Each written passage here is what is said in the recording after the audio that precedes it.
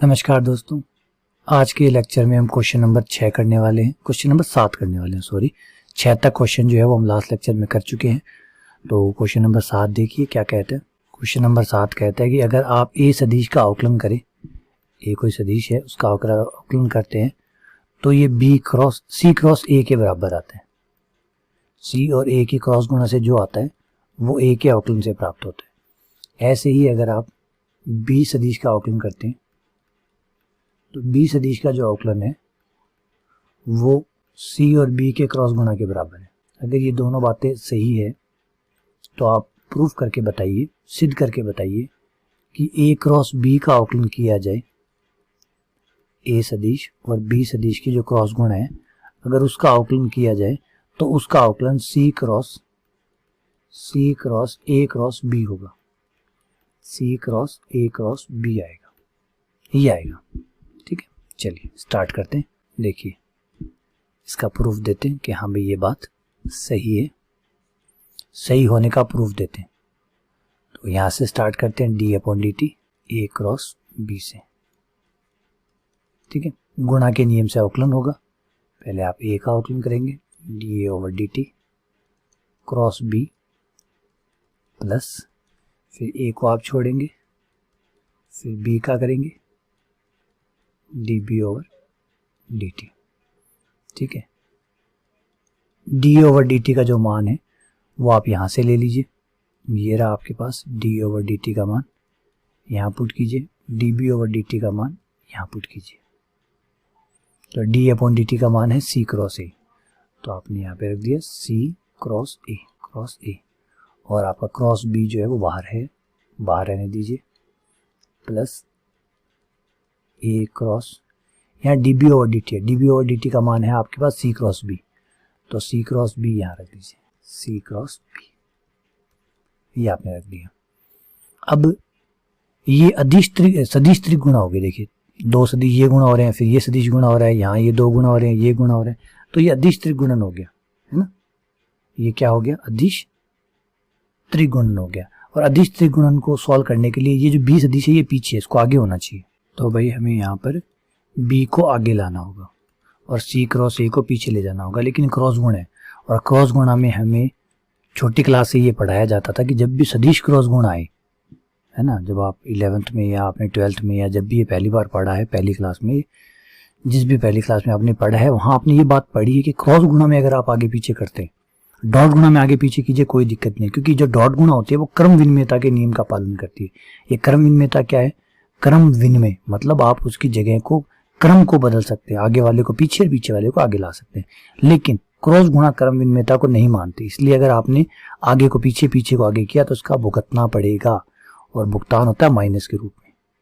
तो बी आगे आ गया, लेकिन हम भुगतने के लिए तैयार हैं, इसका भुगतान करने के लिए तैयार है, तो माइनस का चिन्ह आ गया। यहाँ कुछ नहीं भुगतना क्योंकि ऑलरेडी ए आगे है, सब सही है। अब तीन सदिशों की जो क्रॉस गुणा होती है उसे खोलने का मैंने एक नियम बताया था आपको, एक फॉर्मूला बताया था 132 माइनस 123 करके, कि आप 132 माइनस 123 लगाइए। बड़ा ही जबरदस्त फॉर्मूला है, क्योंकि कोई जरूरी नहीं हमेशा ए आगे रहेगा बी पीछे रहेगा, कोई भी ए बी सी कोई भी आ सकता है। तो इस सवाल के लिए ये 1 हुआ, ये 2 हुआ, ये 3 हुआ, इसके लिए ये 1 हुआ, ये 2 हुआ, ये 3 हुआ।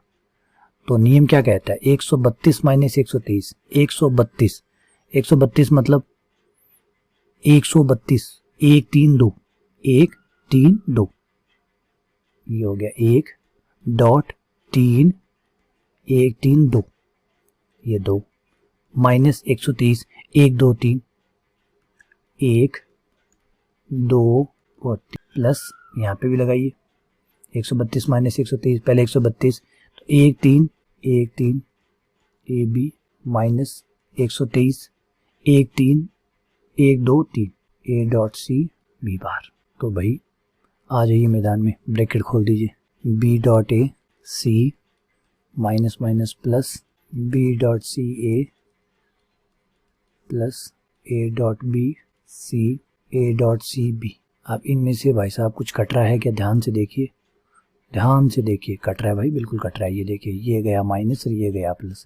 देखिए बाहर सी सदिश है, बाहर सी सदिश है, अंदर बी डॉट ए है और यहाँ ए डॉट बी है। डॉट गुणा में बी डॉट ए हो चाहे ए डॉट बी हो, एक ही बात होती है।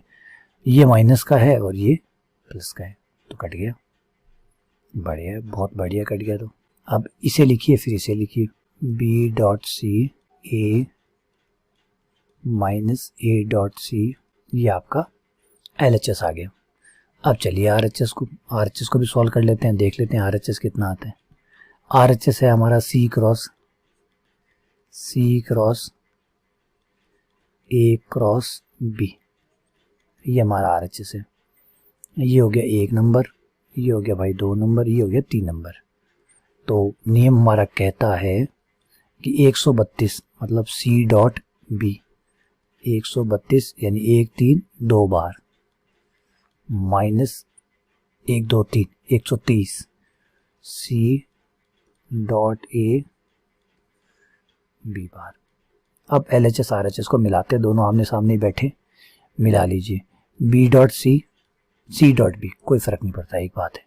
A सही है, माइनस माइनस सही है, A dot C dot A, एक ही बात है। B वेक्टर बिल्कुल मैच कर रहा है, तो LHS बराबर है RHS। इसका मतलब है कि ये कथन सही है। ये लीजिए, ये पूरा हो गया। तो ये सदिश त्रिगुणा पे बनाया हुआ एक क्वेश्चन था आउटलाइन के साथ, जबरदस्त बढ़िया क्वेश्चन था। पहले पूछा भी गया है पेपरों में, पहले आया हुआ है, तो थोड़ा ध्यान से इसको पढ़िएगा और ध्यान से इसको 1-2 बार हाथ से जरूर निकाल लीजिएगा, ठीक है। चलिए, बहुत बहुत धन्यवाद, शुक्रिया।